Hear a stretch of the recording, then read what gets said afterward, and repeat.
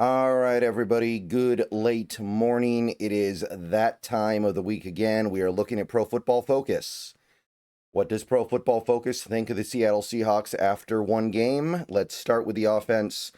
As always, I want to remind people that these videos that I do about Pro Football Focus after games is not necessarily an endorsement of their grades saying that they're always right, nor do I think they're always wrong. I just think they do a lot of good work, and it's worth looking at their findings, even if you need more nuance beyond just, well, this is the grade, therefore, etc., etc., etc. All right, please thumbs up this video, subscribe if you're new, click the bell for notifications, become a channel member for $2 a month. Those are the best ways to support the channel. Also, check me out on Bleacher Report. I have a video that went up this morning, and we'll have another video that goes up tomorrow morning. Okay, offense, top line. I got good news for the people out there that were defensive of Sam Bradford yesterday. According to Pro Football Focus, he was our best offensive player, and they graded him very well, an 82.6 overall. And I don't know if they docked him for the penalty or not, but if they did, they shouldn't have, because the penalty was an intentional delay of game. I don't know how PFF factors that in, but if they did factor it in with context, then great. But if not, then I guess the grade should be even a little bit higher. But 82.6, that is very good. I think that speaks to the fact that even though he didn't have a big game, he was relatively efficient, and that the bigger problem in that game was the play calling. So I get it. I cannot say that I'm completely behind it. Sorry, guys, my voice is still a little bit shot right now. Again, if you know, you know. But 82.6 for a quarterback that did not pass 100 passing yards until there were less than 2 minutes left in the game. That's a little bit hard for me to... I'm not sure I'm down with that, but it does speak to the fact that he, for the most part, controlled what he could control. And then the other guys on the offense that were graded especially well were Charles Cross, which I kind of felt like was probably the case watching the game, but I wasn't sure. And I'm still not sure, but this is certainly a good indicator. They thought he was excellent as a pass protector, so he's off to a good start in what could be a contract year for him, depending on whether or not we choose to extend him. And his run blocking was also quite good as well. So if you're looking for somebody to not blame on this offensive line, it is Charles Cross. And also getting a very good grade despite the fumble, which was, I mean, it was costly. Jackson, Smith, and Jigbo with a 76.1. When you're basically the entire offense, that's what's going to happen. He had over half of our yards from scrimmage yesterday. And then things get a little bit interesting. We've got Anthony Bradford in fourth place, which normally I would make a joke about, but they actually think he played pretty good. They actually think he played quite good. They gave him almost a 70. They gave him a 72 in pass protection, which, okay, that I can kind of agree with. I don't think our pass protection yesterday was bad, but they gave him a positive grade run blocking. I don't know. I'm going to have to... And acknowledging the fact that I only watched the game once so far, I did not think he ran block I did not think he did a good job run blocking in that game. I did not get the sense that Anthony Bradford was part of the solution there. So I don't know what they saw, but I saw Anthony Bradford look like the Anthony Bradford that we've unfortunately come to know. And maybe that wasn't the case, but that is the impression that I got. Before we go any further into this video, I want to tell you a little bit about my friends over at Sleeper. Have you heard about the app, the Sleeper app? Download it. I'm going to let you in on a little something now. It's more than just a platform for fantasy leagues. Yes, this year, millions of users enjoyed playing fantasy sports on Sleeper, but there is so much more to this app. There are live stats, real-time updates, and visualizations on all stats. News feed is lightning fast. You get updates on your favorite players and teams. There is a chat you can use in real time to engage with other users about plays and performances. All kinds of fun stuff like that over there. So download the Sleeper app, the #1 sports app today. Experience it yourself. Use promo code SBN to get a $100 match on your first deposit. Terms and conditions apply. See Sleeper's terms of use for details. Currently operational in over 25 states. Check out Sleeper today. SBN promo code. Back to the video. And then you have Zach Charbonnet at 66.4. Okay, sure. And interestingly enough, they actually ding him pretty hard for the pass blocking because he did allow a quarterback hurry. But the interesting thing here is they only gave him a few points higher than Ken Walker. And that's interesting because Charbonnet was the guy who was actually kind of productive and Walker was not. And I think this speaks to PFF seeing the same thing that I see, which is for some reason this team can block for Charbonnet, but they're not blocking for Walker. It was like a light switch going on and off. Every time Walker went into the game, the run blockers stopped hitting anything. And then Charbonnet goes into the game, and at least early on, we actually had a decent amount of success running the ball. And I struggle to believe that the players have that much to do with it. Maybe a little bit. But there is something very special with K9 that we are not taking advantage of, and I'm going to continue to stick to that belief. Gray's Abel gets graded respectably for his first game. Arroyo, sure, he didn't really do that much, but he gets a pretty neutral grade. AJ Barner, you got a lot of guys in the neutral zone here, right? Josh Jones, Jalen Milrow, who had one play each, doesn't mean anything. Cody White, Jalen Sundell gets slightly below average, which I guess for his first career NFL start, you can live with that. Saubert, below average. Abe Lucas, I mean, he had a big ask on Sunday, but not a great way to break in your new contract. 55.2. We're not off to the best of starts. Robbie Oots, again, it's his first career game. I don't want to jump on the guy too much, but not a great start. Torrey Horton, he didn't get targeted once in that game, and a lot of people were wondering why. Well, if you listen to PFF, maybe it's just because he was not getting open.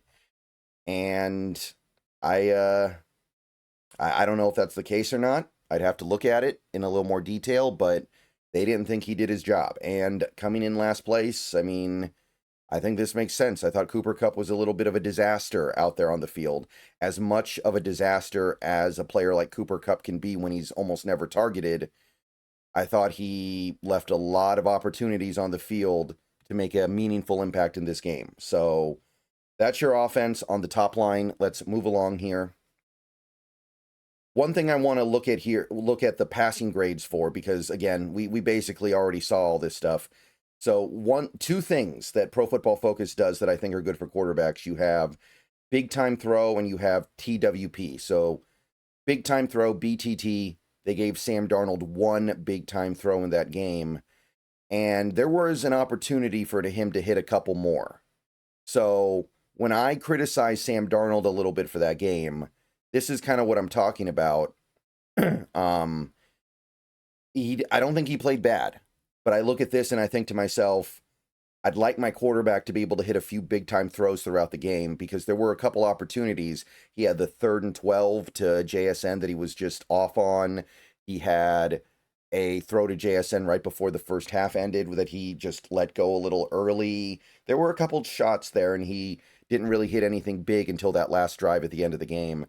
No TWPs, though, so I guess what we take away from that is that they're not punishing him for the fumble, which, I mean, I don't think he's the main guy to blame on that play, but I don't know if I can get behind the idea of absolving him of all blame.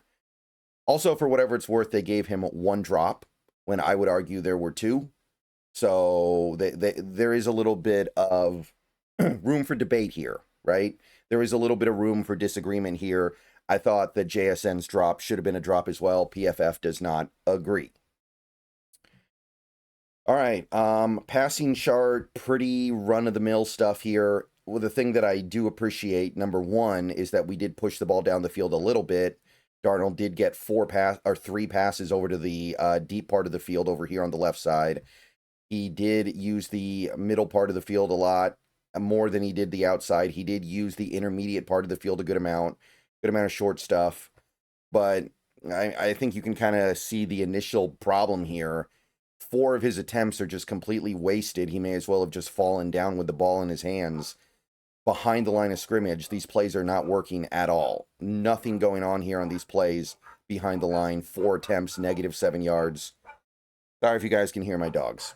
But anyway, decent enough passing chart. I'm not super down by any of this, but I guess at least we're pushing the ball down the field a little bit. I was worried there wasn't going to be any of that this year.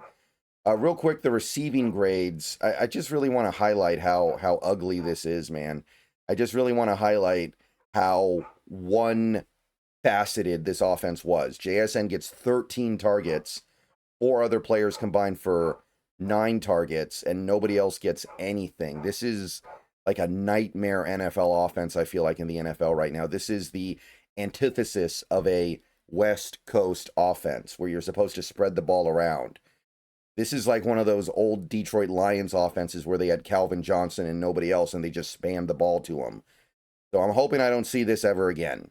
Like, JSN's great, but if you have to spam the ball to JSN this much for him to produce, it's going to be empty calories, and you're not going to get points out of the production. It's just going to be fantasy stuff. It's just going to be like, oh, I help my fantasy team. I'm not helping the real team.